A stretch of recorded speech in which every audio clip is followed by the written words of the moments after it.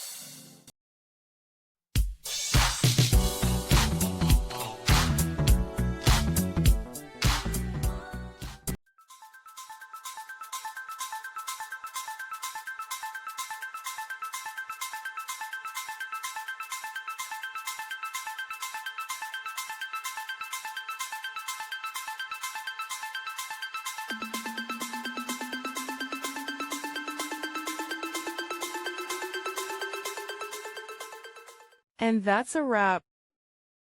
I hope you found the answer you were looking for.